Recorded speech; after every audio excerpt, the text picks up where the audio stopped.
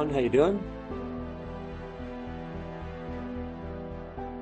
Let me know if the sound's okay, because my laptop actually, the sound card stopped working, and I'm using a Bluetooth speaker, which often isn't a good combination, so let me know if it's kind of nice and clear.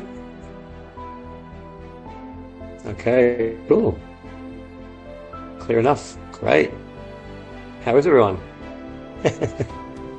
Seems like it's been a bit of a wild month for a lot of people. The end of the snake year. And yeah, try not to draw on the screen, guys, if you can help it. I don't know why that happens and how that happens sometimes. But definitely a time where we are getting to a point of transparency, it feels like. We're seeing a lot of, I guess, stuff on the news and in life that we wouldn't have dreamed about 10 years ago. And it's almost like we're accustomed to it now. We should be like, yay, wow. But a lot of people here are kind of been on this journey for quite some time, and we're kind of like, hurry up, let's get on with it, you know? And so anyway, tonight, this is a perfect time to use this session as a way to push through things. I've been working with Jake for, it must be 15 years now. We've been doing classes in Sydney in person, Zooms, presentations. He's come to retreats.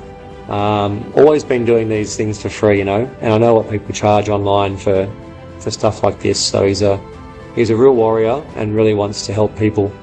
And ultimately, this is his path, you know.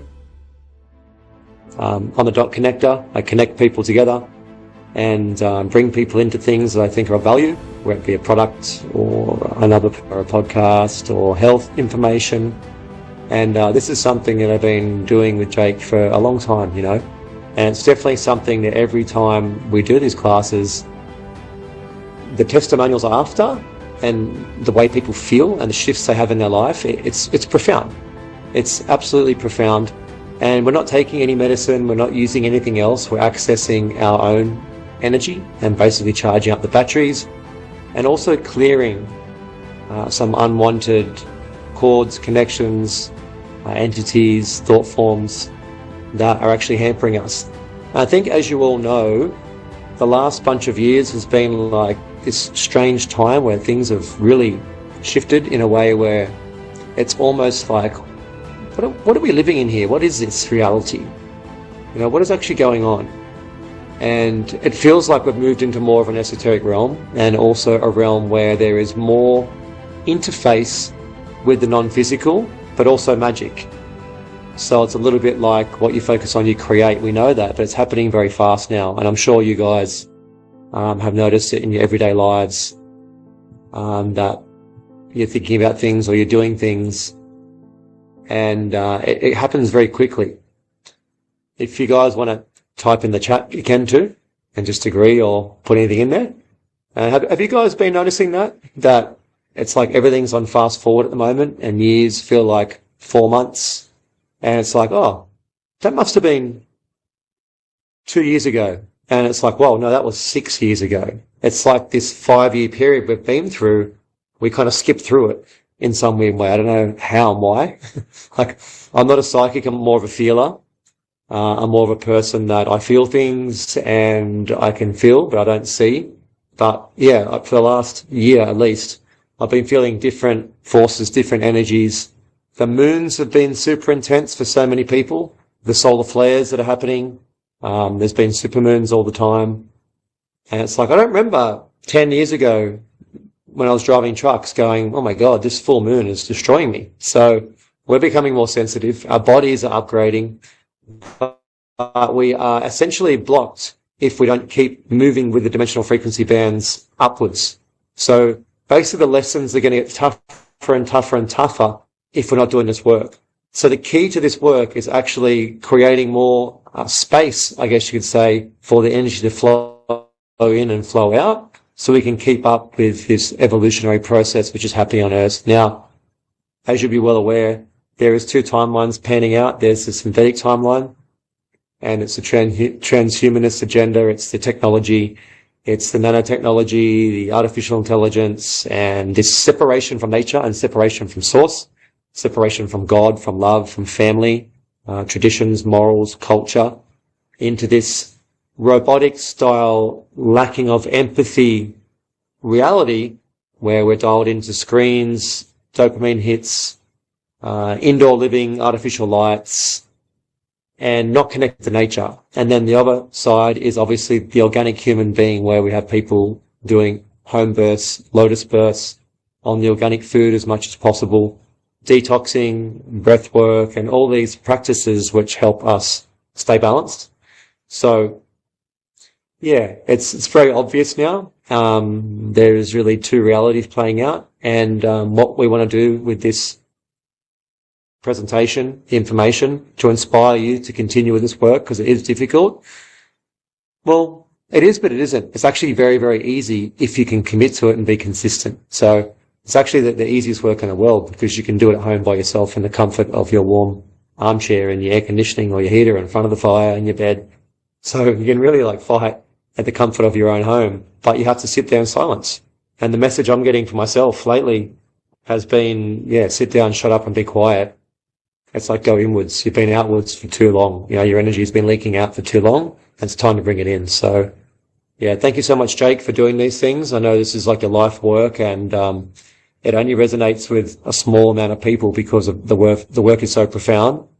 And thank you for all the people who do his work, and jump on his courses, and you are doing that work at home. You guys are warriors, Every time you're doing this work, you're actually benefiting yourself, your family, your friends, humanity, because ultimately you clean up your inner reality, you raise your internal frequency, you are cleaning up the reality around you. And if your friends and family and the people who are around you are all amazing and doing things like you're doing, then that's all you had to do. You don't have to do anything else. Just got to have your own ecosystem functioning and being clean and hang out with good people. So it keeps it very simple. And Justin has said it'll be interesting to observe how this influences interactions over the next few days and months. That's exactly right. The one thing I know is I'll do a class or one of these sessions, and then my life is profoundly impacted by it after, whether it be something that was like sitting on the fence and it just pushes it and it's like, all right, that's done, or it's the sleep, the vitality, the mindset. So I want you guys really now feel into how you're feeling on this Friday night, beautiful Friday night at 7:00. Feel how you feel in your body right now. And then at the end of this class, and then tomorrow, I want you guys to be really, really aware of how you feel. Okay. So if you can do that, that'd be really good. And then send through your testimonials of how you feel tomorrow, and remind yourself, hey, it works. It's amazing. All right, Jake. Thank you. Come on in. All right, team. Can you hear me all right? Just give me a little bit of feedback. Is the audio coming through? Visual all right? All right, excellent. So thank you once again. I'm just getting a little bit of feedback. Is that because your mic's on, Nate, maybe? It's a bit of an echo feedback coming through. I'm not sure if others are getting that. I've got it on mute. It shouldn't be. Oh, okay. I did do a mass mute, but there's some sort of feedback loop coming through. Anyway, it sounds okay. I'll keep going here. And just, following up from what Nate was saying, thank you all so much for being with us tonight. I think the fact that people are willing to give their time to this sort of thing is extraordinary, because it's not an ordinary thing that we're going to be talking about tonight. And as Nate said, it's only a very small percentage of people that literally have the frequency to understand this. It's not necessarily even on a rational level. There'll be something within your feeling state, your DNA, your intuition, something deep inside you that either resonates with this or it doesn't. And if it does, then it gives you this indication, doesn't it, that you're part of this, of what's going on as an evolutionary process on the earth, and you're important.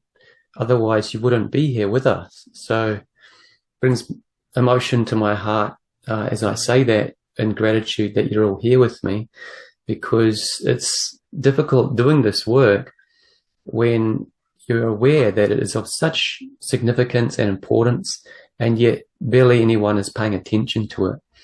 And originally, when I started thinking about this webinar and what the content was going to be, I had a completely different idea of what that was going to be about. And at some point, that all just got literally wiped aside. And it was like, no, this is what you're going to do. You're just going to present this information so that we have a greater framework through which we can move forward. If you go to the Human Metamorphosis website, for example, and look at the mission statement, one of the statements is to bring back the hidden history of the human race, of our true origins, where it really truly come from, because this is of such significance that if we don't know where we have come from, if we don't know what our roots are and what our potential is, then how can we inspire to become that? You know, I think it was the Buddha that said, all that we are is the result of what you have thought.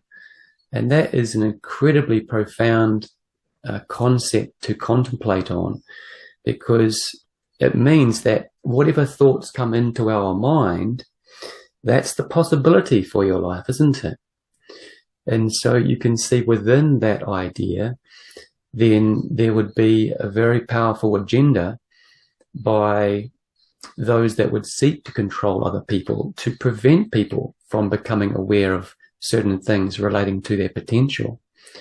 And so this has to do with the historical book burning, for example, where massive libraries of information has been burnt to the ground, like the Library of Alexandria. And this was done by these crazy controlling races and beings who do not want humans to come into their full potential. So why they don't want humans to come into their full potential, this is what we're going to be going into tonight. And it's going to be very inspiring. I kind of feel like a little bit like a deer in the headlights. I'm not an expert in this material at all. It's kind of like I've just been thrown out with a speaker and said, well, you can just start talking about this now, because it's not out there in the public forum very much. You have to look for it. And even if you find it, well, who's here is familiar with the Voyager's material, for example? Just type on the text chat there. There's a couple of books that were written in, I think, just before, maybe 1999, when the first book came out. 2002, that's Ashiana Dean's work, was when the second one came out. It's quite some time ago now, but it was such a significant point in time that this information became available to us, because it hasn't been made available to us for the last 2,000 years. And there has to be a very particular set of people that come through with the capacity to translate this information. And that's what we're going to be getting into tonight. So I'm certainly not one of the CDT plate speakers, so to speak. I'm just someone that's come across this information and understands the significance of it. And so what I've attempted to do in this presentation is to just give a very basic outline of the information that was given, where it came from, how it came about. For those that are new to this, it's going to be revelatory. I would say for many people that are watching this information, they will switch off. The frequency will be too high. They will go into doubt, skepticism, and simply won't believe it, because it reads, so to speak, like an episode out of Star Wars or Star Trek. And this is the nature of reality. It is, as we'll come to, truth is stranger than fiction. So let's get underway. And that was really the prelude that I just gave you. So yeah, having said all that, just bear with me as we move through this information. I think I've just jumped ahead one somehow. No, I haven't. There could be some inaccuracies there. There could be maybe a lack of adequate detail to paint a bigger picture. It's like I've got to explain this enormous puzzle, and I can only really talk about a couple of pieces. but we don't have an unlimited amount of time. So what I'll do is create a sort of a sketch or an outline of the information involved, which I think, if you're new to this, will be more than enough to contemplate on. And then in the coming or forthcoming sessions that we'll do in the timeline series, we'll begin to sort of dig deeper into that information to flesh it out and bring it closer to home.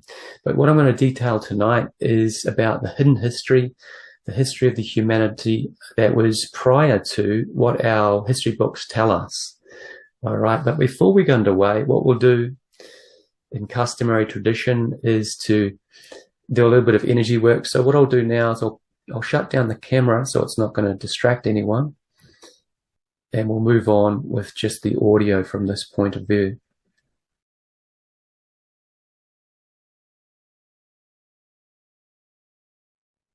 All right. So like I said before, truth is stranger than fiction. Keep that in mind as we move through this information, because some of it will perhaps be quite unbelievable if it's something that is new to you. So this is the reference. This is where the information is coming from.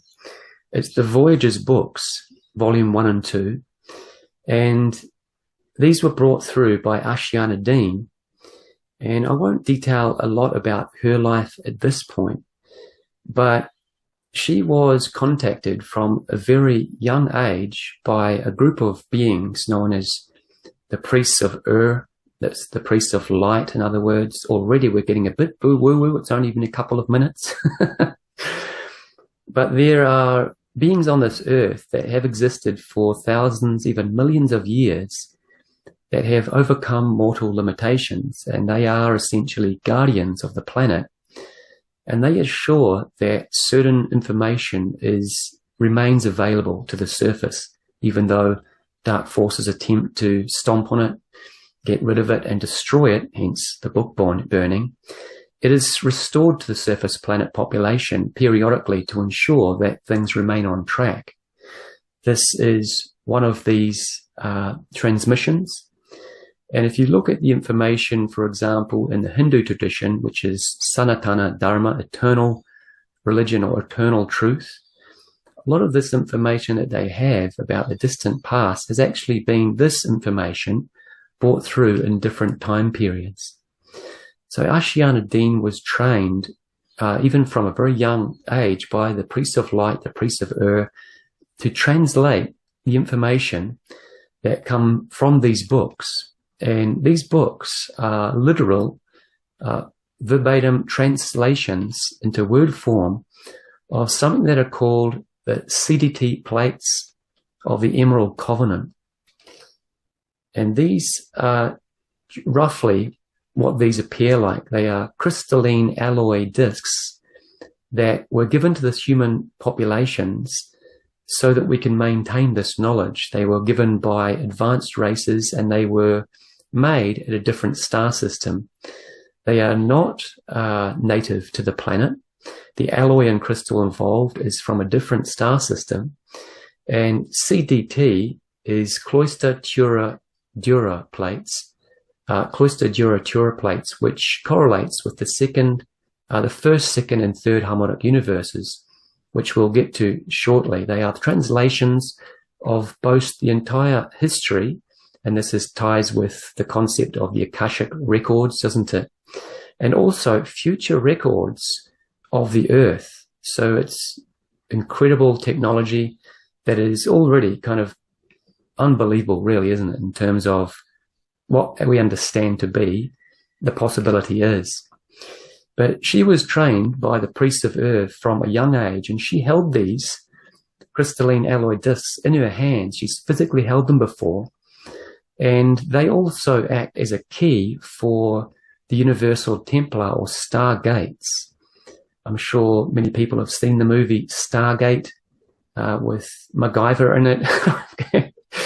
I forget his name. Is it Christian Dean Anderson or something? But that was a really cool movie that just resonated so much to me when I first saw it. Turns out there's a truth to this, in that there are 12 primary stargates on the surface of the planet, and much of the war that has taken place over history has been about trying to secure the locations of the stargates. Iraq is one of them.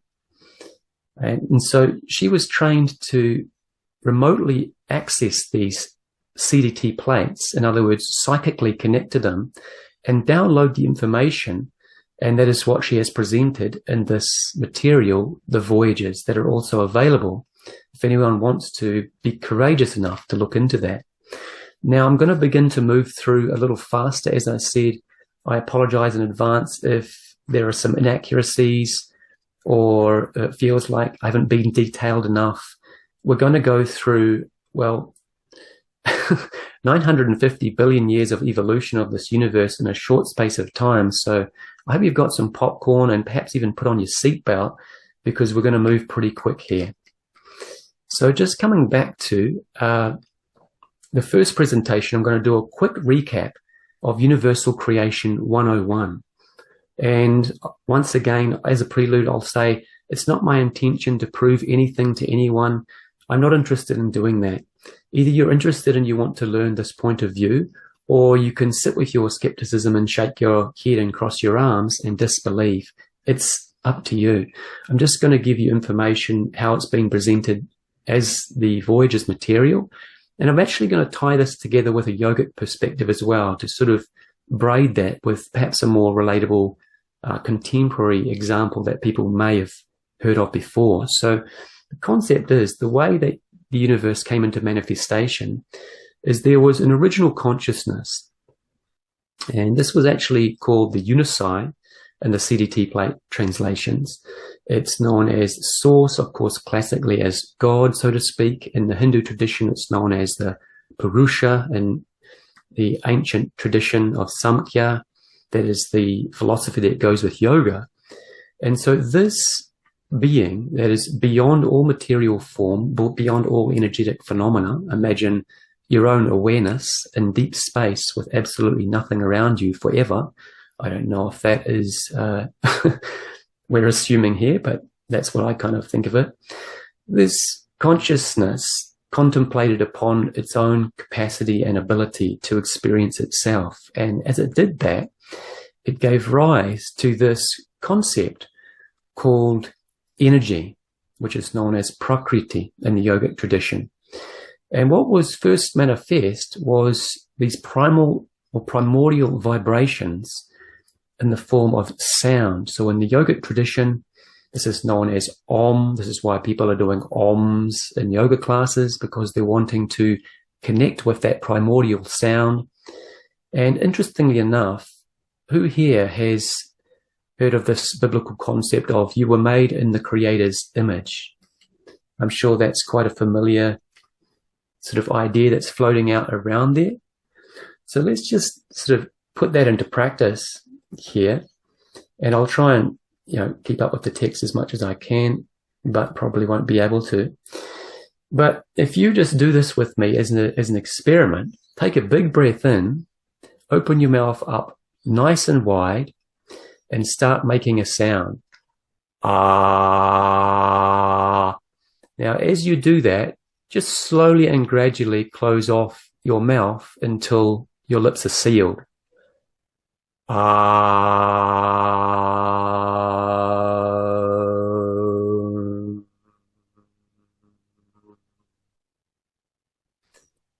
So you see how the actual sound that's coming out of your voice box, I spoke, your lungs, without giving it any direction or manipulation with the voice box, it's just coming straight out of the throat, isn't it? It sounds just like Om or Om.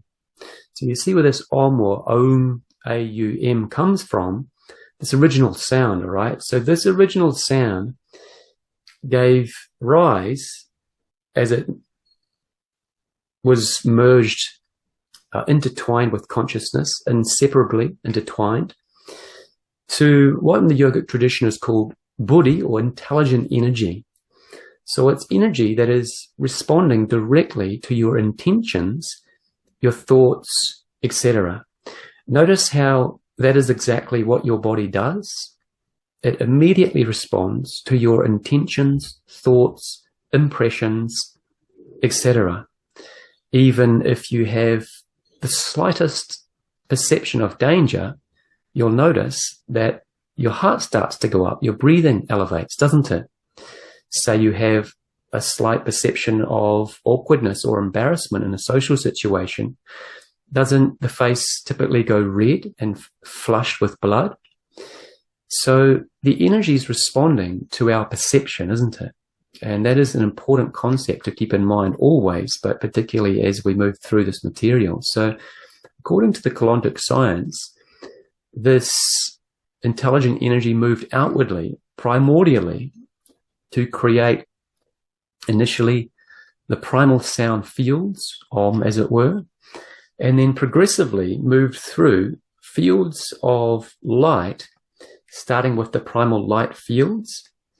And as the light moved into greater levels of densification, it created more physical, more materially real spheres through which consciousness could experience itself. So these were known as lokas in the yogic tradition, but in the Colontic science, it specifically details that each one of these experiential zones were manifest as three-dimensional fields, just as we have solidity, fluidity, and gas that comprise our sphere on the earth, doesn't it? Three different densities of energy. There are also, allegedly, according to this information, three different densities of energy that comprise each of these spheres, which are referred to as harmonics or harmonic universes in the Colontic science material. So consistent with the previous presentation and this concept of sound shaping the light field, you probably would have seen images before of light waves and sound waves in the form of an undulating sine wave, like is depicted there, right? If you haven't seen this before, just go out and take a look at the surf and just notice how it comes through as waves, right? That's the fundamental way in which energy moves. So we're just going to change the view here so that we can see these 5 primordial harmonic universes that are said to have come into manifestation in this creation within this universal design. Let's shift it over to this perspective. We've got our 15 dimensions now in 5 harmonic universes with the creative consciousness and original sound field above them. And so this gives us a framework through which we can more deeply look at how consciousness specifically manifested outwardly into different forms. All right, so the original sound fields are also wasn't expecting that, but here we go. Significant races involved in the human experiment. These sound fields are also known as cosmic rays.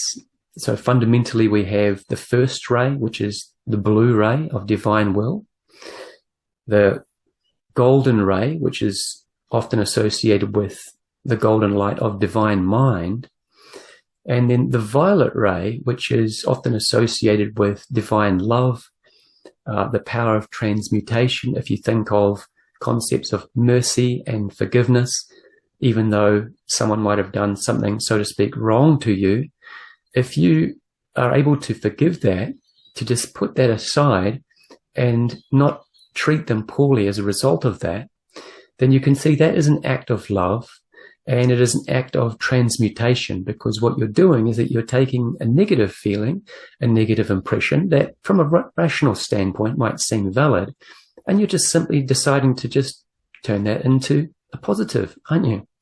So that's the power of that violet light.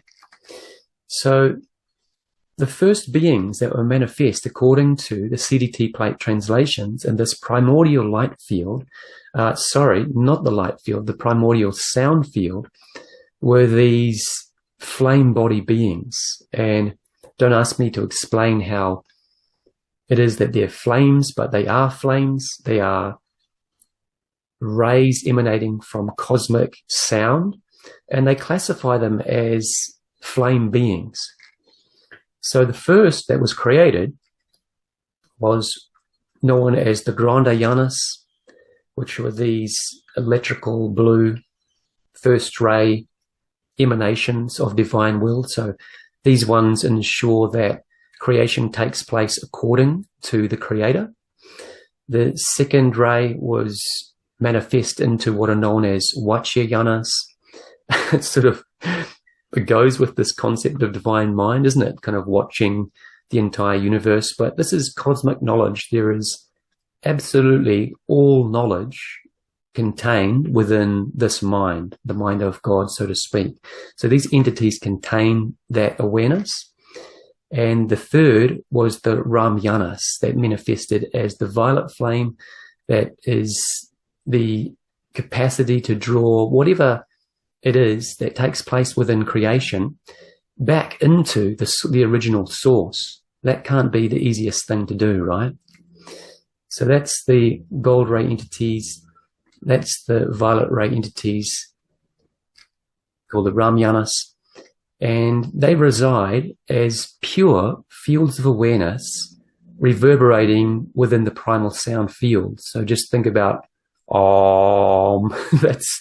that's as much as we can give them in terms of a form. They don't have a form because form comes with light, isn't it? You have to be able to see something to be able to generate form. These ones don't have a form, even though paradoxically we've given them a form. So it's just a symbolic form, really. So these are also known as the ascended masters legitimately. If someone has completely ascended out of the light field, then they merge with this primal sound. This is why the yogis are always putting this Om syllable on the forehead and trying to focus on it and merge with this primordial existence. And in the Kalontic science material, otherwise known as the CDT plate translations, they're also known as the Yonas. They're also known as geomantic entities. So the first thing that was created into the first harmonic universe was something called the fifth harmonic universe, according to this perspective anyway. Really, it was the first, was the primal light fields. And so you can imagine almost undifferentiated primal light that is the most subtle. And so it's almost like there is no differentiation there, but just the very, very slightest of individuation where things beginning to take form. And so this was manifested out of the primal sound fields. The first beings that manifested as light were known as the Elohe Elohim. So anyone coming from perhaps a Christian background will have heard this concept before, the Elohim, associated with creation, isn't it? The great beings that manifested creation on behalf of the Creator, so to speak.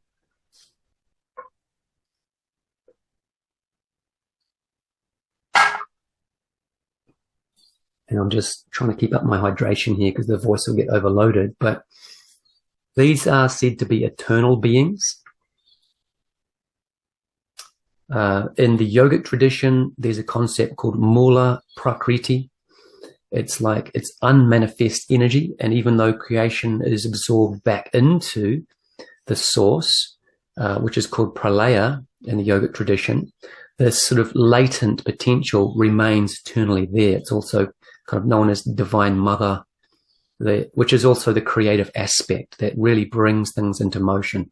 Divine Father, as it were, the entity, is supposedly motionless. It does not move. It does not enter the sound field, so to speak, except for riding on the back of energy. So it remains transcendent.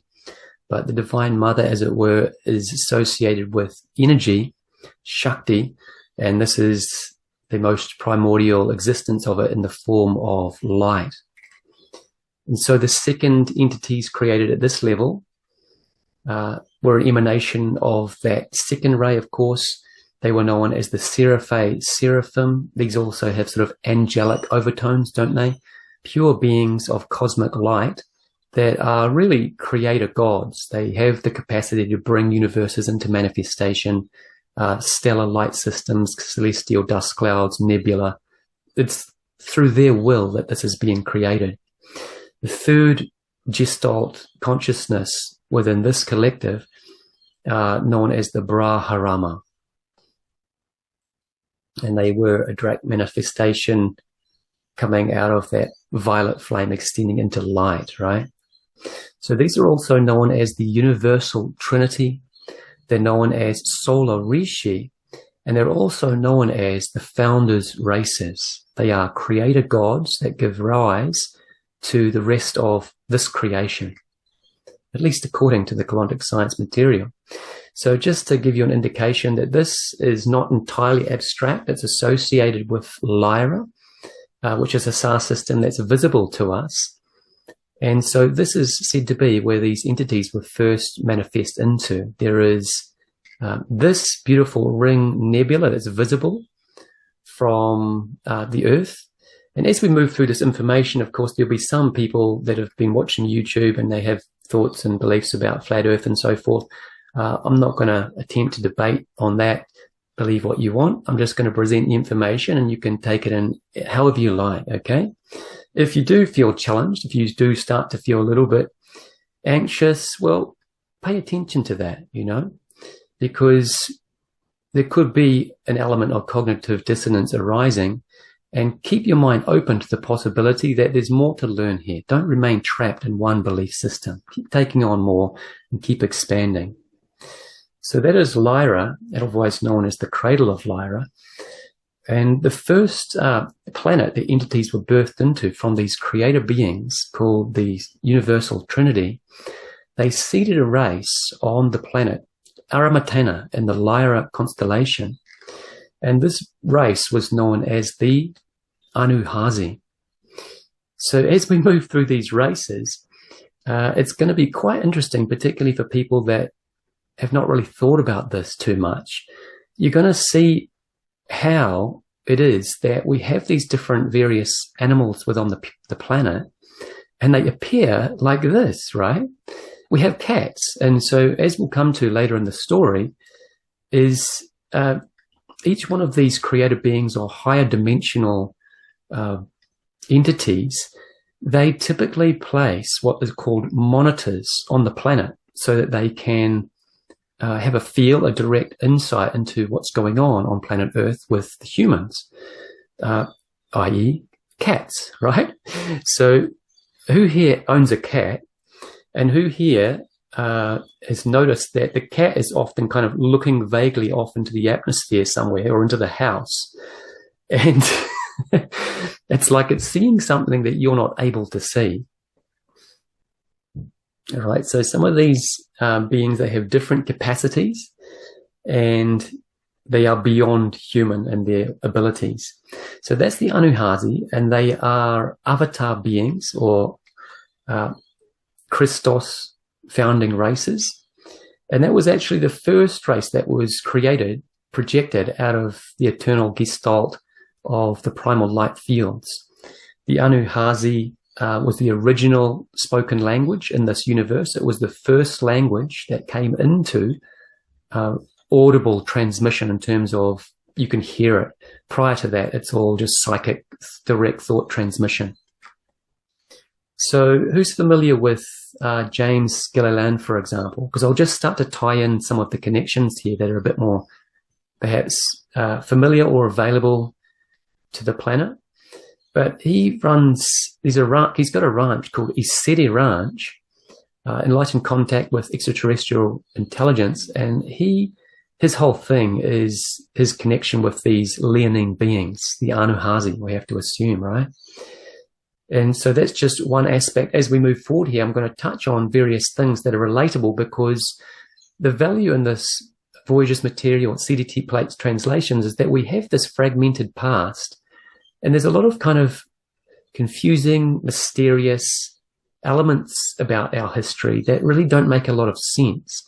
But when you begin to tie it together in the timeline that is presented by the Voyager's material, it begins to make sense, and it makes it all seem a lot more comprehensible. So these beings are apparently in touch with James Gilliland. There are UFOs flying over the top of his ranch constantly. And that's something you can look into if you want to, just as a side note. Of course, these beings were depicted in ancient Egyptian times, in particular Sekhmet, was the one that was worshipped as a god, and she would often be pictured with two great white lions standing beside her. There are multiple statues and granite still in existence from when the ancient Egyptians used to worship these beings. And if we go back further, then we come to Narasimha, which is, in the Hindu tradition, an avatar of the Lord Vishnu. And he was known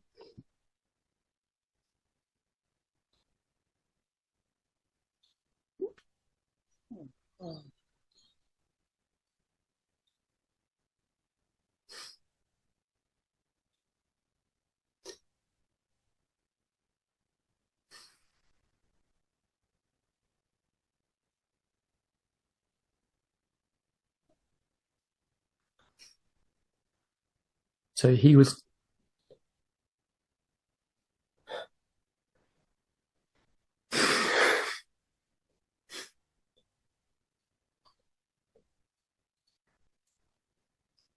just give me a moment to catch my breath here.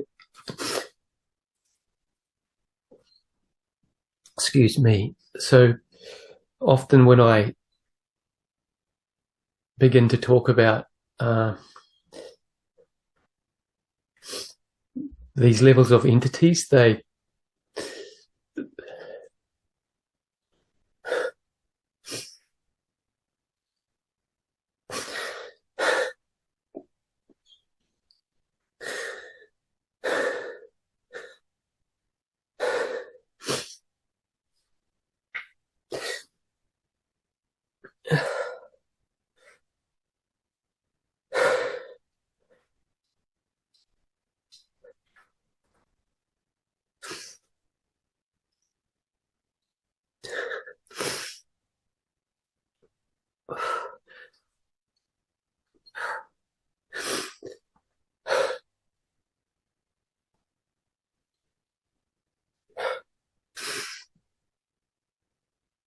I apologize. Not that I need to, but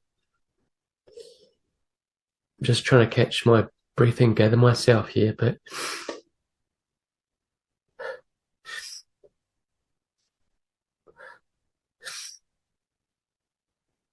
okay, I'm back.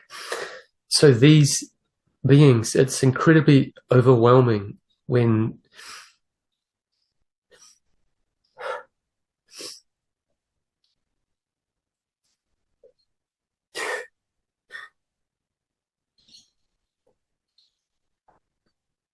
all right, I'll get it together. Just this intense, like there's a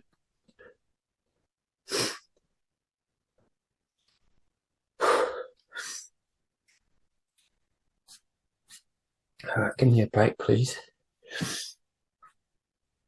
So there's a glowing sun inside my heart, and the light just starts expanding into my head.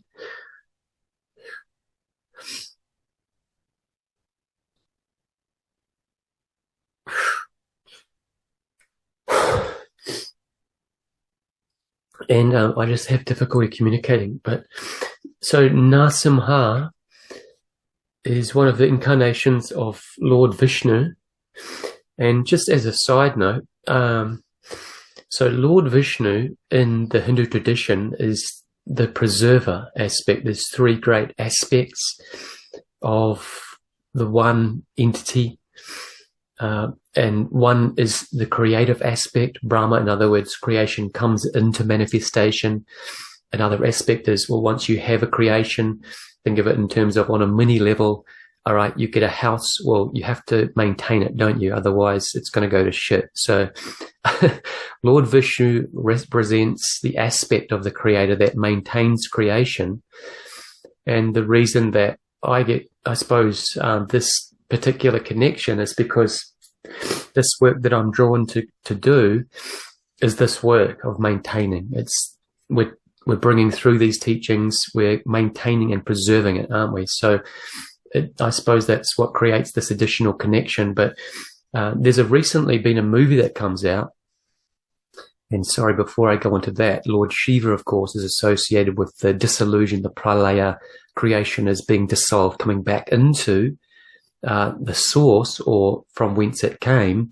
And often in the Hindu tradition, Lord Shiva is associated with enormous power, because really, if you think about it, that is the ascension process, isn't it?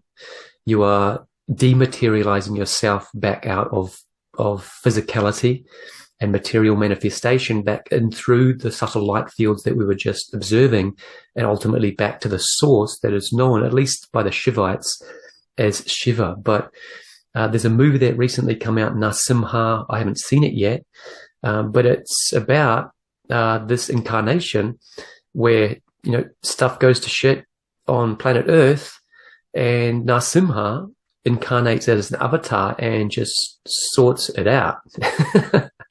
So anyway, we'll come on to that a little bit further. Thanks for bearing with me. I'm back on now. The Sphinx, of course, pictured there with, it's actually typically an Anunnaki head. There was a faction of the Anunnaki, which we'll get to, known as the Anunnaki resistance, that rebelled against the Syrian council, and these high dimensional beings associated with the feline hominid race, originally the Anuhasi, but the Leonines as well, from Harmonic Universe number 3, they rebelled, and they decided they're going to take over the earth. We'll get to that shortly. So they smashed up the original Sphinx, and they place, you'll see actually the body of the Sphinx is much bigger than the head, because the original head was one of the Leonines, which was a descendant of the Anuhasi that was significantly involved in early Anunnaki culture. But the Anunnaki resistance gave them the middle finger and said, "We've known it's our planet now, we're taking over." We'll get to that shortly. So that's why it has the face of an Anunnaki warrior now on the Sphinx. So as we move through this information, it'll start to make a little bit more sense as we make some historical references. I do apologize again for that delay. I didn't intend to take so long with that. It was just, I couldn't really continue to talk, but we'll continue now from here.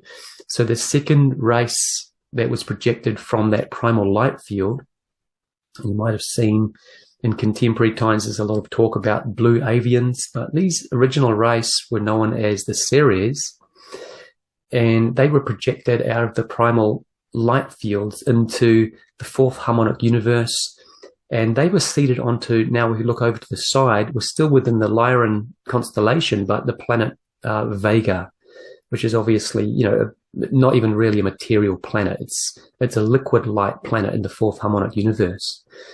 So as I said, this is associated with Corey Good and the Sphere Being Alliance. He has an awesome channel. I'm sure a number of you will have seen some of his information. Again, it's one of these things that it's so high frequency that just few people get it. He's been through hell and back because he was part of, and again, we're testing the flat earthers here, or the people who don't believe in these sorts of things. The secret space program, which was birthed apparently out of, and we won't get into this tonight, but back in the 1930s, the Nazis came in contact with an advanced race of reptilian beings that then they started to interact with and got information, basically how to develop electromagnetic propulsion. They call them electrogravitic technologies now, even within the contemporary Navy, anti-gravity vehicles, so to speak. From the sort of 1930s onward, this faction developed, and originally within the Nazis, but then Nazis were brought across after World War II with Operation Paperclip and drafted into the US. They were either, you know, kind of, we'll kill you or you can come work for us. And so the US sort of got this information. At that point, well, we won't go into this. I have done in previous webinars, but this is where a lot of the craziness started in the United States, where you got these Nazi factions that were really infiltrating through agencies like NASA and the CIA, and started to develop these secret black op projects. Something like $30 trillion missing from the Pentagon's budget. This is where the money's going. But anyway, Corey Good was part of the secret space program, and he was drafted into this as a child. And so he came into contact with a lot of these different races, the point being, one of them perhaps may have been the Ceres, otherwise known as the blue avians. So he's got some really interesting stuff. Originally, he disclosed this on Gaia. And who watched the Cosmic Disclosure show when it was screened on Gaia? It was an incredibly interesting and fascinating testimony that he gave with David Wilcock, who was the interviewer at that point in time. And after a short amount of time, it got ripped down because the authorities obviously realized, holy shit, this is information it's a bit too much. We don't want the population to be aware of this. Let's make it unavailable. And he went through this whole crazy time period where he went through this massive legal battle because, of course, it's his, mental information. It's his life story, and people were trying to take it over. And he's actually recently created a movie called The Dark Alliance, that inside story of the Cosmic Con. I haven't seen this yet. It's recently become available. I'm going to check it out. But you might see a couple of the players here, of course, is David Wilcock. Oh, shit. I'm busting ahead there. Is it Jordan Sather? I think he goes on about this sort of stuff. He puts out some interesting information. I haven't followed him for a while. It sort of seemed like it was getting a bit off track. This guy was involved with the lawsuits relating to Gaia and various other people. But anyway, check out that in your own good time. He has connections with the blue avians, so to speak, and it's a very fascinating testimonial. So, of course, within Egyptian history, we have references to the god Horus, don't we?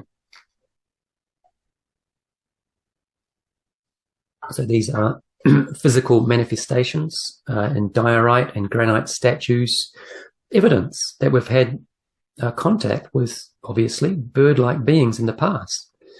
So this is not unfamiliar to us. It is in our history. It's just that it hasn't been specified in the particular way that it has been in the CDT plate translations. All right. There's also, interestingly enough, associated with the Aztec Empire, they worship this god Quetzalcoatl, who is known to be a feathered serpent. So I don't know if that was some sort of hybrid crossbreed between the reptilian race and the Ceres, or some sort of lower descendants of them, but it's all possible, isn't it? So as we move here along our cosmic journey, the next great beings that were created, and this is in the harmonic universe number 4, were known as the Athean. And obviously, these are not images that I've sketched out. I've got the AI program to create them. It might be a challenge for some people. Oh, it's the AI trying to program us. I just see it as it's a current technology. There's definitely a threat. Like money, it's not the core of all evil. That's how you use it.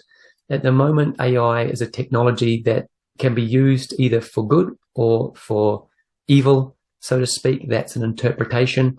I'm choosing to utilize it so that we can see something that's probably a little bit closer to what the original appearance of these beings are, as I gave a description, at least from that which was detailed in the CDT plate translations. It's not exact. I think it's kind of anthropomorphized the beings to make it a bit more relatable, perhaps, as a humanoid, but it's more likely that these beings probably had more of a kind of praying mantis type build. You can kind of see where a lot of the insectoid kingdoms have come from, the bird kingdoms, the animal kingdoms. You can see this on our planet now.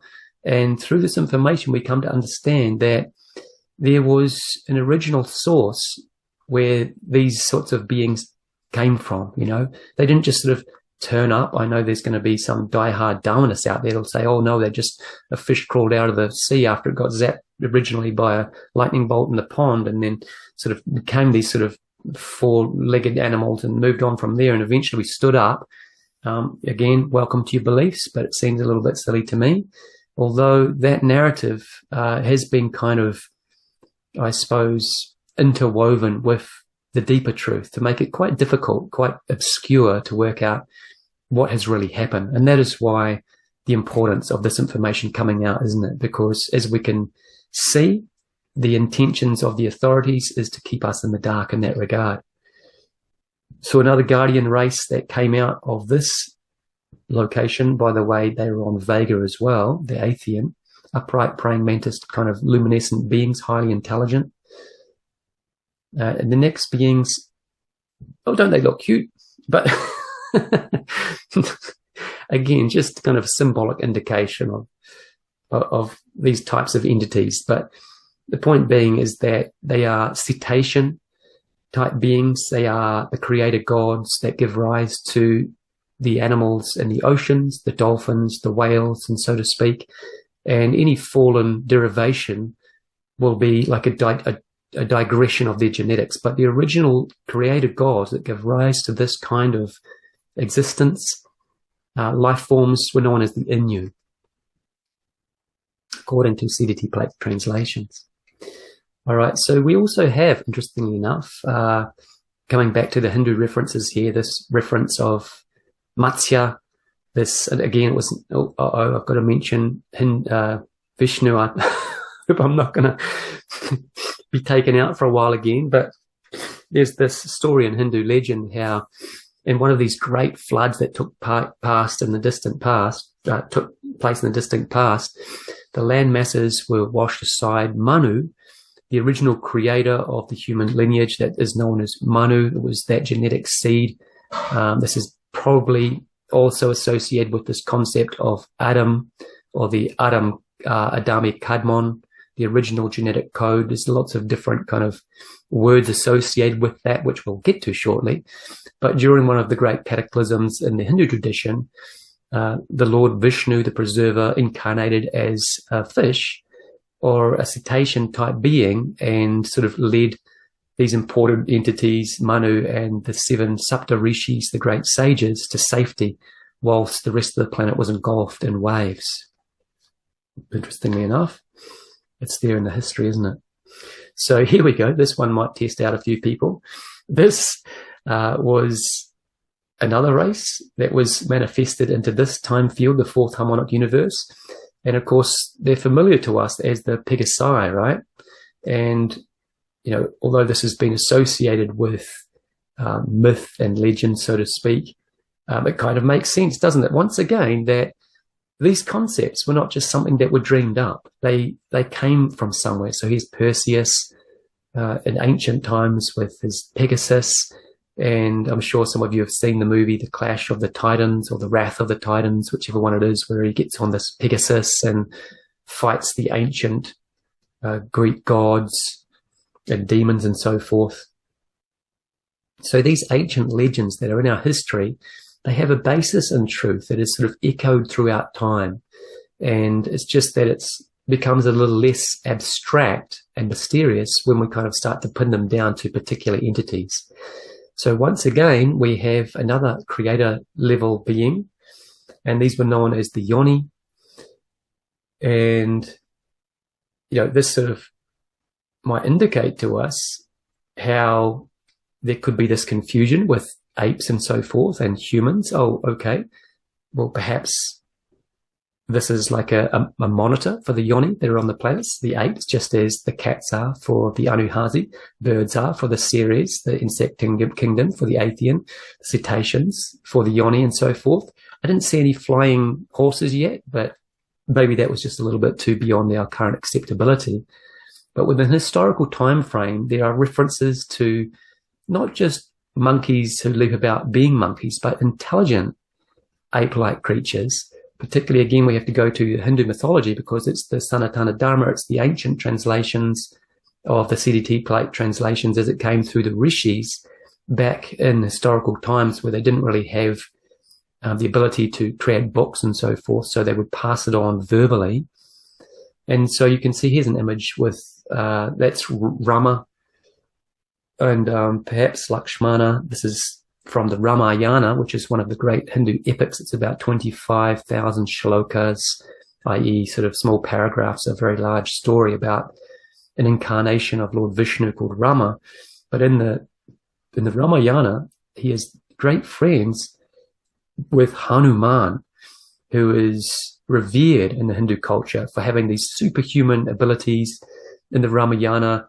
I'm not going to attempt to detail that, but at some point, Rama's wife gets captured by a demon called Ravana and taken to his home destination called Lanka. People, of course, Hindus think that that's Sri Lanka, but perhaps it maybe might not have been. But anyway, there's this Adam's bridge that goes between mainland India and Sri Lanka, and they all think that it's Rama's bridge because in the story, Rama built this enormous bridge with the help of the Vanaras, the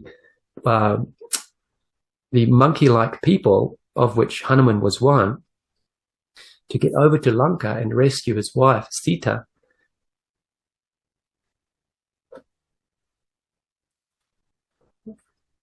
All right, we're not going to do that again, are we? Let's cool off. So at one stage, Hanuman, and in the Ramayana, he is said to have leapt because Sita has been taken into Lanka, which is a distant island. Let's just say, okay, Sri Lanka, it's a bit further away from mainland and no one can reach it. It's too far away.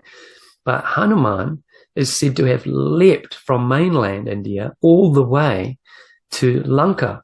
And so you can see in the symbolic allegory of passed down stories, do you think he leapt over to Lanka, or is it more likely that he was sufficiently advanced to just simply teleport from one landmass to the other? And the reason that he was so revered is that he was at that level. To teleport your body, you have to be at avatar level. In other words, a fourth harmonic universe entity. That's what we've been talking about. These created gods. That's why Rama was worshipped as a god. But Hanuman, well, perhaps maybe he was one of these ape-like entities that are being described here in the CDT plate translations. It's quite possible, isn't it? So, of course, we have this kind of like a ludicrous picture of a Bigfoot. We've got these, this concept of the Bigfoot or the Sasquatch, and it's more likely not those beings, but perhaps a hybrid or derivation. There is a particular subgroup within the CDT plate translations. Keep on thinking it's Unicity, but it's not. It's a different name. I forget the name, but they do mention that it's actually them that have been seen. They have the ability to turn invisible. They can raise their vibration. In other words, if they are, within the visible light spectrum, we'll see them. If they just simply go to ultraviolet, well, that goes outside of our vision. So their bodily vibrations, if they can just simply take to ultraviolet, let alone X-ray or gamma, which other entities remain at, well, they'll disappear from our vision. It's not that they're not there. It's that they're phased out of our visual capacity, our ability to interact with that frequency band, we could say. So that's obviously there. Interestingly enough, Sri M, who's familiar with Sri M here? He's on the left there. He's a yogi that's come into prominence in particularly the last 10 years. Who here has read the autobiography of a yogi? So the autobiography of a yogi, incredible, spiritual classic about Yogananda walking around India in the 1800s and meeting up with all these basically enlightened avatars that are able to levitate, teleport, manifest things out of thin air, and so forth. So we all wished, I wish we could have been alive that time and met a master like that. Well, Sri M has come out with his autobiography as well, and this is like autobiography 2.0, apprentice to a Himalayan master. And he has, just as many, if not more outrageous stories in his autobiography as the autobiography of a yogi. And he talks about meeting these incredible beings. He experienced a Merkaba teleportation at one point. He walked through doors. He, enlightened beings manifested out of the air in their Merkaba light ships and visited him. All sorts of crazy shit went on in his life and goes on in his life. And his master, which was known as Babaji, and this is not the Mahavatar Babaji, but one of his disciples, Maheshwanath Babaji, he was at the level at which he could maintain his body indefinitely. So, in other words, he was probably around 200 years old when he met him, but he had the appearance of a 30-year-old, his master. So highly recommended if you want to, if this is new information, probably, stretching the limits of comprehensibility, but I'm sure we've already gone well over that. So let's keep going. Pretty high frequency communication when you start thinking about these concepts, isn't it? So these beings were known as the Christos founders races. These are the ones that were nominated and identified within the CDT plate translations. I'm not sure if there's more. Those are the ones that have been revealed to us. But interestingly enough, they do seem to have a reference within our own historical context, don't they? So I'm just going to add this in as a side note here because it sort of gives a bit more context to what we'll perhaps go move into at a later point. But things evolved very nicely for around 700 billion years in this perfect universe with these geomantic entities and the founders' races and the Christos founders' races, very well behaved. So over a very long period of time, things changed and things began to digress. Around 250 billion years ago, some of the genetic lineages begin to somehow fall away from the perfection of their 12-strand avatar status. And you only need to go to, if there's 12 subdimensional bands within each DNA strand carrying the base tones and overtones, the magnetic and electrical overtones associated with the original sound and light waves coming from the primal sound and light fields that carry the source vibration into the genetic structure. If you just take a little bit of damage in your DNA and go to 11.10 or 11.11 of those subdimensional bands active, can you see how even just the slightest of missing information will begin to take on a snowball effect? Now, that's a good analogy too. Like you start with a little snowball in your hand, you roll it from the top of the ski slopes. If it keeps rolling, gathering snow along the way, becomes an enormous ball by the time it gets to the bottom, isn't it? So that's momentum. And so you can imagine over an enormous amount of time, such as 700,000 billion years. I mean, this is B with a billion.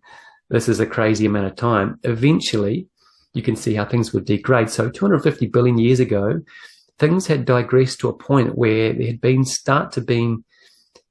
dissonance, disharmonious interactions, a bit of conflict within the races. And so and this is really fascinating, and in the CDT plates translations, they say that the original concept that arose was this. It was that of a superiority complex. Some races began to think that they were somehow more important than others. They had a role that was more important than others. Can you see how this plays out in humanity? It's very relatable. You have a hierarchical structure within a business or a company, for example. And although the people at the top, the CEOs, let's just, point toward the government, for example, because we like beating on them, don't we? They like to talk about shit at the top and tell everyone else what to do, not recognizing that actually the workers on the factory floor are the ones doing the work. They're making it actually happen. So, in other words, you can't deliver your product or your service without people doing manual labor. Are the manual labor, the so-called blue-collar workers, less important than the so-called white-collar workers, the ones telling everyone else what to do? Point being is we have to remain humble, don't we? And this is something to check in onto in every moment and just recognize, and I mean, the typical example that people give, isn't it? It's like, well, you could be the janitor. You could be the one washing out the toilets, and it's the most humble role. I mean, you know what? I'm really so grateful when you go to a public toilet and it doesn't stink because someone's been in there and they've cleaned it. I mean, is that a less important job than the people running the country? I don't think so, because everybody just plays a role, don't they? So anyway, that's just a sort of roundabout way of saying how this superiority complex developed. And so as a result, we begin having disharmony, because the moment that you take on a superiority complex, now, if you think you're important, more important than someone else, then doesn't the next thing come, well, someone else should be subservient to you? So that's disrespectful. That's the expectation that someone should do as you say. Can you see how the birth of control is originating here. I'm the one that's more important. I should be the one in control. I should tell everybody else what to do, and you should all listen. Now we are giving rise to tyranny, aren't we? So this has all happened. And so 250 billion years ago, this dissonance began to occur, and the Christos founders races at that point in time established something called the Interdimensional Association of Free Worlds. And this was a subgroup of something like 50 billion different civilizations. I might have the figure wrong, but it was, a huge amount, that were established as primary guardians of our time matrix. They were established to maintain order throughout the interdimensional time matrix, consisting of these 5 different harmonic universes. So a subgroup of the Interdimensional Association of Free Worlds, according to the CDT plate translations, are known as the Guardian Alliance. And the Guardian Alliance are the ones who are directly working through Ashiana Dean to translate this information. They're the ones that gave the translation. When you read through the Voyager's books, you'll see the information, you'll read it through, and then you'll get, at the end of it, transmission from so-and-so race, Guardian Alliance. It's a particular subgroup within the Guardian Alliance giving this information. So within the Guardian Alliance, and this was established circa 570 to 568 million years ago. So now we've, significantly jumped forward in time, haven't we? We're not talking about billions. We are very, very close to contemporary time period, even though it's 570 to 68 million years ago. So the Azurite Council, or the Syrian Council, was formed. We'll get onto that shortly. That's relatable historically. The Yayani Masti Council and the Maharaji Syrian Blues, who seem to like making me cry on webinars whenever I mention them. Apparently they're giving me a break just at this point in time. Okay, so I hope you're all enjoying that. But these, of course, were historically known as Krishna, Rama, Vishnu, Shiva. Isn't it interesting that in the Hindu tradition, they're all depicted as blue beings, aren't they? And somehow that memory has existed and echoed throughout time. And I'm sure it's been quite a while since they've been on the surface of the planet. Well, according to the CDT plate translations and the timeline there, it has been. We'll get to that. But, it's incredible because the Hindus really pridefully talk about how their tradition is actually thousands upon thousands of years older than what modern historians and scholars give credit to. And according to the CDT plate translations, absolutely correct. So these were known as the Maharaji. You can see how these words originated and sort of came into the Hindu culture. It's not originally Hindu or Sanskrit. It's these primordial sound tones that were creating the appropriate name that would obviously resonate to their core genetic structure. That's how significant it was. In Sanskrit, for example, if you look at the letters within the Sanskrit alphabet, I think there might be maybe 52, corresponding to the petals within the chakras surrounding the lotuses of the chakras, actually correspond to the sound tones associated with each one of those petals. So it's incredible, the Sanskrit language, because when you speak it, not that I wouldn't attempt to or murder it, but when you speak it, you're not only speaking sound tones, words, and communicating, but as you create the sound tones, you're vibrating certain elements within your chakra system that can generate certain tantric effects. That's what Tantra is. It's the ability to generate particular sound tones that moves light fields that generates or propagates through the interior of the energy body and manifests outward, not only into the physical body to create healing, for example, but outwardly into the external field that we call life, our physical reality. So this is known to us. They're from the Sirian star system. The Sirian blues come from Sirius B, which is actually a planet that is believed to be a dwarf star, I think, from our contemporary astronomers. There's a picture of the sun. You can see in this image our sun next to Sirius A. I'm not sure if that is entirely accurate in terms of scale, but Sirius A is the brightest star in the night sky. It's also, I think, perhaps maybe even one of the closest, certainly within the top 5 within its proximity to Earth. But Sirius B is not a star, it's a planet. It's just illuminated with so much of the blue light because the divine will coming from the first ray is so radiant within the Sirian blues that that's the environment, how he picks that. So I like these guys. They seem to like me. We'll come back to them shortly. So I'm not sure how long it's going to take to get through this info. I hope you're enjoying it. I'm just going to go through it. As I said, I'm kind of having to skip through things quickly, but just give a basic overview. It might become a little bit confused as I move through it, but and it won't be exactly accurate in terms of where these preceding races are within the harmonics. I'm just going to fit them on the screen so we can talk about them. But the fall of Lyra is what we've just been talking about, was as the genetic codes within the creator beings and the guardian races or the Christos founders races begin to degrade, then we go further down the track and you get like a mutated version of these original races. And so this conflict that took place many billions of years ago was known, we've jumped back to billions again now, was known as the Lyran Elohim Wars, or in the fall of Lyra.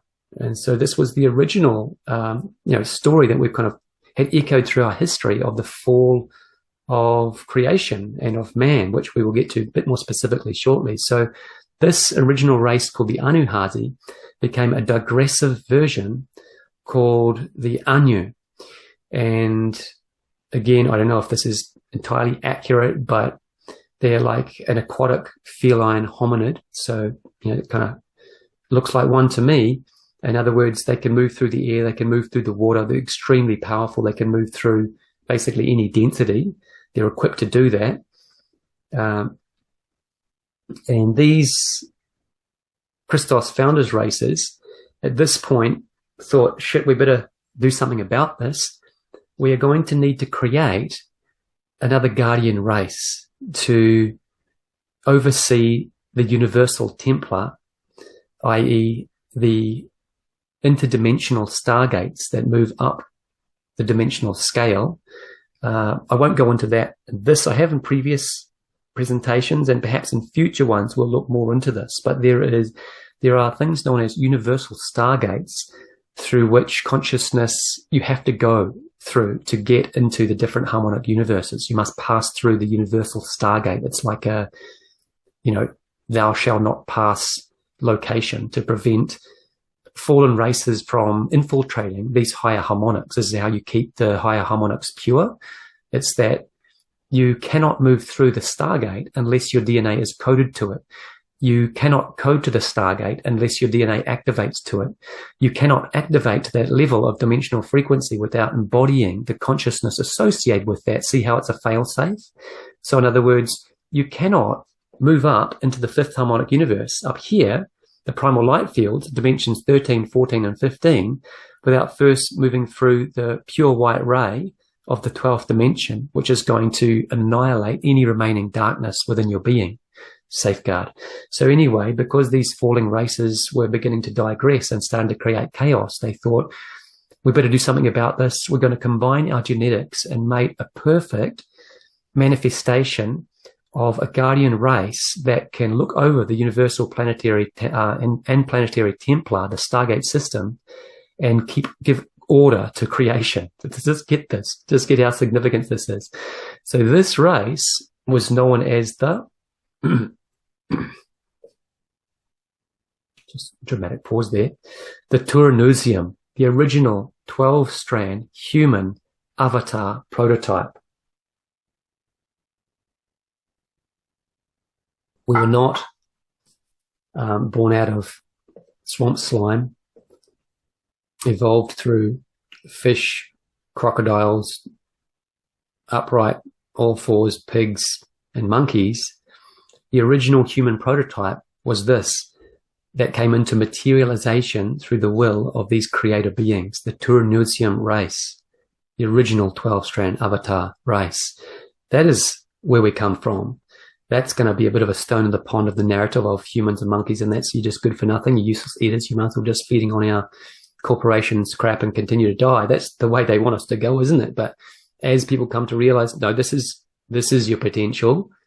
If you restore yourself to 12 strands, you can restore back to this potential. And this is the work that we're ultimately doing now, and that I continue to facilitate through programs like the Lightning Path and the Elemental Balancing Program. It's the initial or foundational stage of beginning to activate the light current within the system, as we talked about in the last webinar, through which we can integrate progressively the dimensional fields and gradually ascend the staircase, the Jacob's ladder, so to speak, back into our original divine nature. So they were birthed onto a planet called Terra in the second harmonic universe 560 million years ago as an original guardian race. And this is the original Garden of Eden, so to speak. It was this is the biblical Garden of Eden, a perfect harmony where races come and visit, no conflict, because they're all avatars, right? They're all attuned to the Creator. All of the animals were just in harmony with humans. Of course, they wouldn't be eating the animals at this point. You don't need to, because you don't need to eat. You can just breathe light. You're a breatharian, so to speak. And so you just get to go out and pat the reindeer and stuff like that, right? So they developed this high society in Terra for a number of years. Well, about 10 million years is quite a number of years, isn't it? But as the story goes, Terra began to fall after 10 million years ago. And there was a reason for this. We had perfect Garden of Eden. And what happened is that these menaces called Syrian Anunnaki came in and introduced themselves and started introducing their ideas of seeing things. They were like, it's like the menacing person in the workplace who starts to talk to other people and say, you know what, I think you're doing a better job than those other ones. Perhaps maybe you should, give them a bit of instruction as to what to do. So it was the Syrian Anunnaki that brought in this idea of some of you are more important and some of you are better than the others.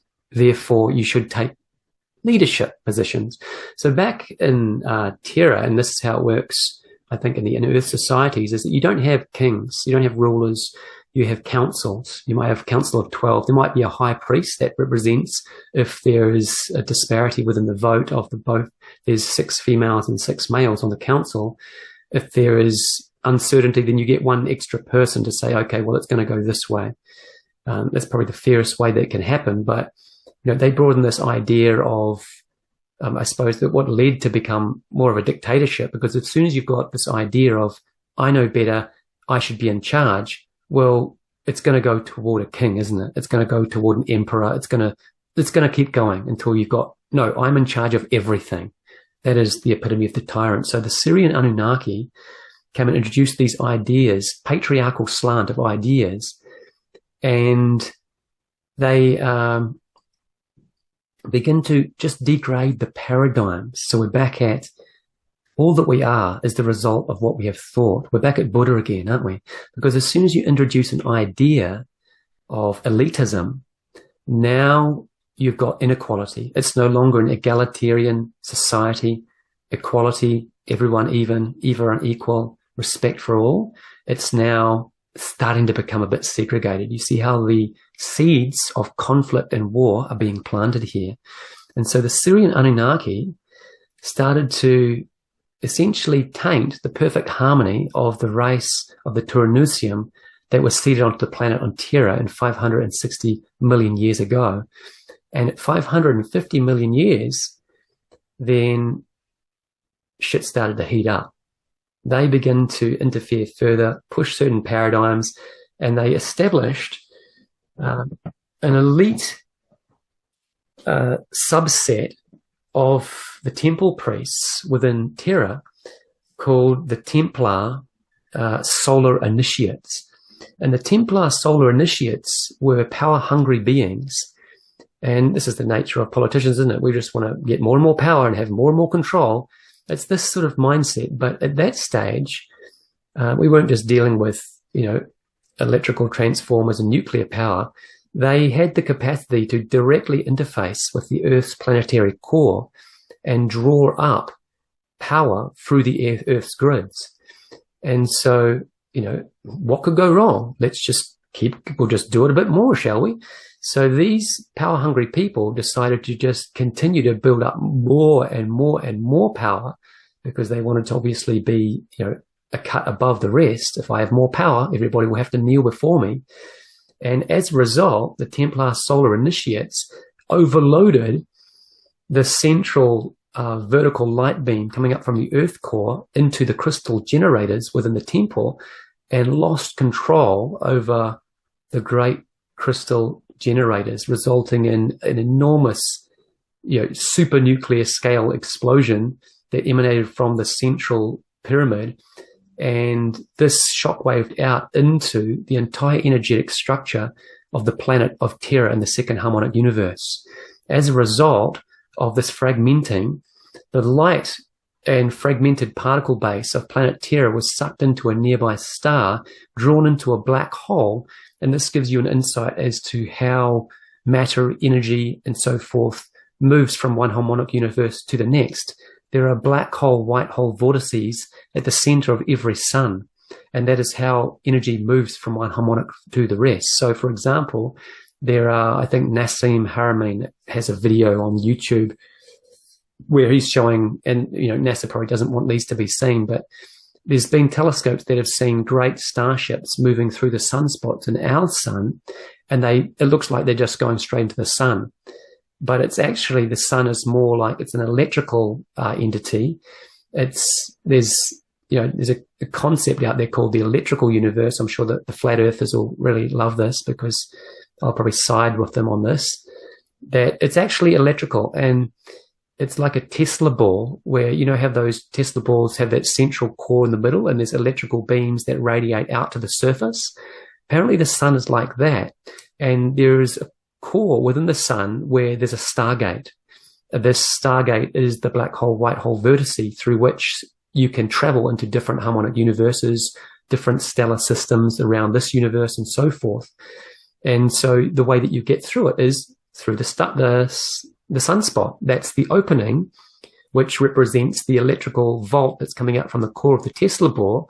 The electrical volt is actually a tunnel of light that moves from the sunspot into the core of the sun, and subsequently through the stargate. Anyway, that's a side note, quite interesting, I'm sure you found. The planet particle base of Terra got sucked through the black hole at the center of the nearby star, and then it was birthed out. It sort of got sucked in as high frequency light waves and beams. It fell from the second harmonic universe into the first harmonic universe. And this was actually, it's like the birthing of our solar system. And so this light and particle beams associated with the decimated planet Terra emerged out of the black hole, but because it's moving out into the first harmonic universe, it's a white hole, right? So it's radiating now outwardly. And this continued to radiate outwardly and formulated the sun, our sun, and then the other planets. All of the particles moved further out and formed into actually 12 different entities, solar entities: the sun, Mercury, Venus, Earth, Mars, Meldak, which is now the asteroid belt. It got imploded due to ancient wars, Jupiter, Saturn, Uranus, Neptune, Pluto, and Nibiru, which is on a 36,000-year orbit. I don't think it always went on a 36,000-year orbit. I think, and I'm just stretching my memory here, there might have been, due to ancient wars, it sort of, got removed from the solar system because Nibiruan, Anunnaki were causing too much trouble on the planet. So they're like, okay, we're going to pull you out of the sector. Pulling a planet out of a solar system is probably a reasonably involved process. But, if these dudes at the top of the scale can bring interstellar systems into manifestation, I'm sure they can pull a planet out of a solar system. So that was how our solar system was born, according to the CDT plate translations. And at the time, there were a group called the Terranites on Terra that foresaw this great cataclysm taking place. And they realized prophetically that the planet was going to implode, basically. And at that point in time, and this is so humbling and touching to become aware of, they sacrificed their own immortal bodies. And we're not going to do the Bhakti thing again. But they sacrificed their immortal bodies and transmuted it into a sphere of light, a morphogenetic field that become known as the sphere of Amenti. And within the sphere of Amenti was the record, because these are geomantic entities, they, coming out of the great golden ray of the mind of God, they kind of had the awareness of the entire race within their own being. So they captured the record of the soul evolution of every being on Terra and encoded that within their own body form that had transmuted into the sphere of Amenti. And so this became the race record of the lost souls of Terra. And so it also became the pathway through which we could rehabilitate fractured Terra's energy, because Terra became stuck in time, because Terra could no longer continue to evolve just like humans evolve up the dimensional scales. Planets also evolve up the dimensional scales, and within the 5 harmonic universe model, Terra is in the 2nd harmonic universe. Its ascension would be into Gaia, the 3rd harmonic. It couldn't continue its ascension because part of its body had literally been fragmented, sucked through a black hole, and come spewed out to the 1st harmonic universe. So it was not only about rescuing the souls of Terra, but it was about actually allowing the planet Terra itself to continue its evolution into the higher harmonics. So the information was recorded into the sphere of Amenti, and then that was at some point placed into the Earth, which gave rise to our evolutionary blueprint. We could say that is the divine plan that applies to all of us right here and now. We are here because we went through that in one way, shape, or form.